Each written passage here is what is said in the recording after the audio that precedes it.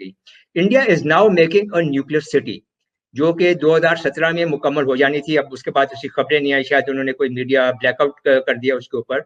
इसका नाम है चालाखरे, और ये है कर्नाटका में। And it's a complete mission oriented, जैसे आप कहते हैं, एक एस्टेब्लिशमेंट है जहां पर मिलिट्री के कंट्रोल में बेशुमार सेंट्रीफ्यूजेस लगेंगी जो कि यूरेनियम प्रोड्यूस करेंगी, और वहां पर न्यूक्लियर फ्यूल तैयार होगा इंडिया के न्यूक्लियर रिएक्टर्स के लिए, उनकी न्यूक्लियर सबमरीन्स के लिए, और वहां पे वो हाइड्रोजन बॉम्ब्स, यानी कि thermo nuclear bombs, fusion bomb जो हैं वो वहाँ पे वो तैयार करेंगे। मिसाइल और एयरक्राफ्ट टेस्टिंग रेंज वहाँ पे बनेगी।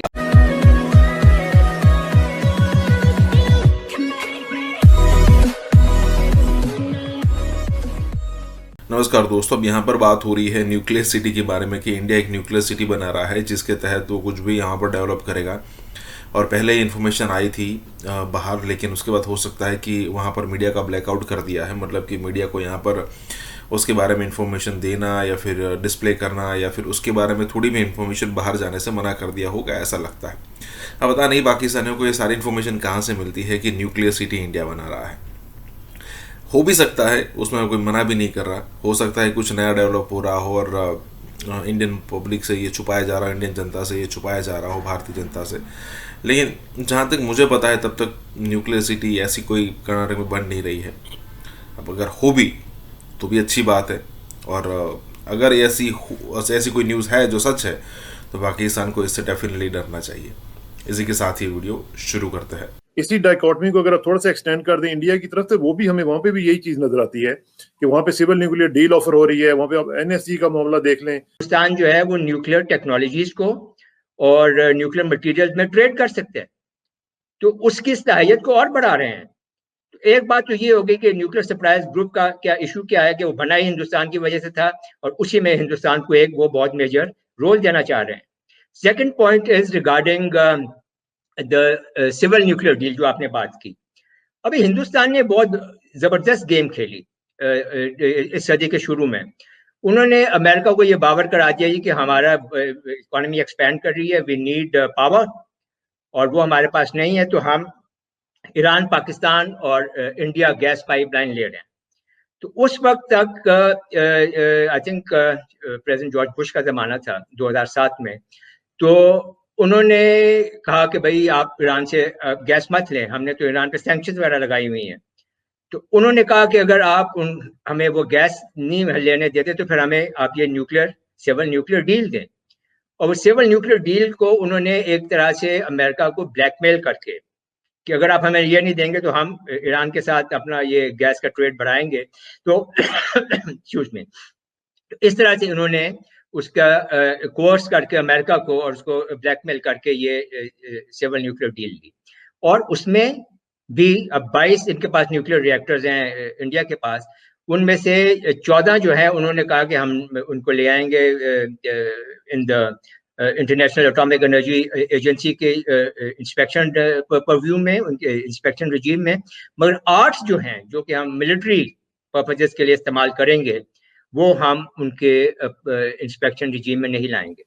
तो बात क्या हुई कि आपने उनको वो तमाम फैसिलिटीज दे दी जो कि वो मांग रहे थे, और उनको ये अलाउ कर दिया कि वो 8 न्यूक्लियर रिएक्टर्स जो हैं, जिनमें I think fast breeder reactors भी शामिल हैं, वो उनके जो उनमें जो फिसाइल मटेरियल तैयार हो रहा है वो एक्सेसिबल नहीं हो, उसको स्टॉक पाइल कर रहे हैं।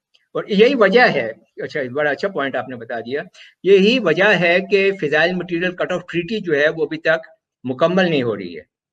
And the only country stopping it from being signed is Pakistan. Pakistan वाहिद मुल्क है जो इसको अपोज कर रहा है, और उसकी बहुत बुनियादी वजह है। एक वो ये है वजह कि FMCT जो है वो ये कहती है कि आप इमीडिएटली तमाम the production of fissile material must be stopped.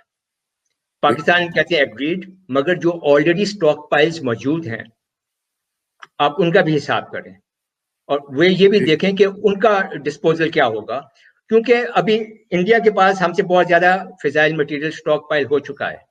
अगर यहाँ आज हम ये एक कदगन लगा देते हैं कि आज के बाद कोई फिसाइल मटेरियल तैयार नहीं होगा, तो वो जो उनकी सुपीरियॉरिटी हमारे ऊपर बन गई है अभी तक, वो फिर परमानेंट हो जाएगी। और वो जो एक इम्बैलेंस होगा हमारे में और उनकी सलाहियतों में, वो फिर परमानेंट हो जाएगा। और पाकिस्तान इससे एग्री नहीं करता, और दुनिया जो है वो इस इशू को एड्रेस नहीं कर रही है, इसको रिजॉल्व नहीं कर रही है। तो इसलिए अच्छा, पाकिस्तान का आपने जिक्र किया है, तो ये जो अभी हम एक्सपेंशन इन डिमोना फैसिलिटी देख रहे हैं, इसका इम्पैक्ट पाकिस्तान के ऊपर भी हो सकता है कुछ ना कुछ? क्यों, उसका बैकग्राउंड है कि आपको याद है जो अबैंडन की थी इन्होंने, पाकिस्तान के ऊपर अटैक करने वाले थे, वो सारा अगर जहन में रखा जाए तो ये इसको हमें जरा काफी क्लोजली देखना चाहिए पाकिस्तान को भी। इसका देखना इसलिए भी चाहिए कि एक तो आपका ये पॉइंट आगे ले जाए, अगर मैं एक्सपेंड करूं, but before I do this let me finish off the point on India. एक बात वहां पे रह गई, India is now making a nuclear city, जो कि 2017 में मुकम्मल हो जानी थी। अब उसके बाद उसकी खबरें नहीं आई, शायद उन्होंने कोई मीडिया ब्लैकआउट कर दिया उसके ऊपर। इसका नाम है चालाखरे, और ये है कर्नाटका में। एंड इट्स अ कंप्लीट कि मिशन ओरिएंटेड, जैसे आप कहते हैं, एक एस्टेब्लिशमेंट है जहां पर मिलिट्री के कंट्रोल में बेशुमार सेंट्रीफ्यूजेस लगेंगी जो कि यूरेनियम प्रोड्यूस करेंगी, और वहां पर न्यूक्लियर फ्यूल तैयार होगा इंडिया के न्यूक्लियर रिएक्टर्स के लिए, उनकी न्यूक्लियर सबमरीन्स के लिए। और वहां पे वो हाइड्रोजन बॉम्ब्स, यानी कि thermo nuclear bombs, fusion bomb जो हैं, वो वहाँ पे वो तैयार करेंगे। मिसाइल और एयरक्राफ्ट टेस्टिंग रेंज वहाँ पे बनेगी। बहुत इट्स अ कंप्लीट सेटअप।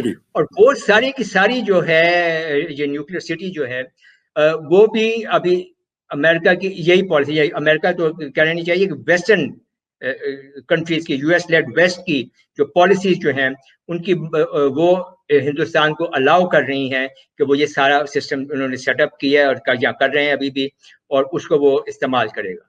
तो जब आप एक साइड पे ये सब कुछ कर रहे हैं, तो उसके बाद पाकिस्तान के ऊपर अगर आप कदगन लगाएंगे, तो जाहिर बात है कि पाकिस्तान ऐसी बातों को एक्सेप्ट नहीं करेगा।